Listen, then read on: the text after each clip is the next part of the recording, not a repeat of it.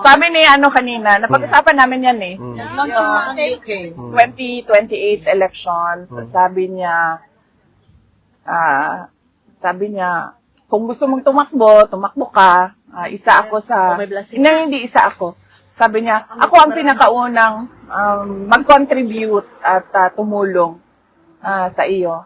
Sabi niya, sana lang ay nasa labas na ako sa kampanya, kasi gusto ko mangampanya. Pero sabi niya, pag sinabi mo sa akin na tatakbo ka, sabi niya, ako yung unang tutulong.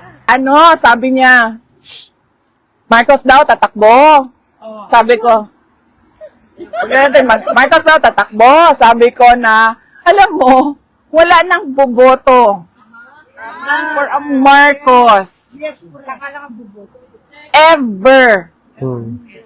Sa history ng Pilipinas, maging na ako, fortune teller na ako ngayon, nakikita ko na ang future. Sabi ko sa kanya, walang boboto sa mga Marcos na for president.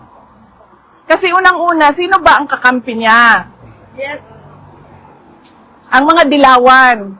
Ang mga dilawan, pagdating sa election, pagdating sa selection, pipiliin nila dilaw. Hindi yan pipili ng Marcos.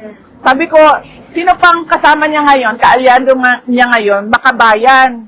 Sabi ko, kung ang Makabayan pipili, para nila lang give up yung kanilang money-making filosofiya na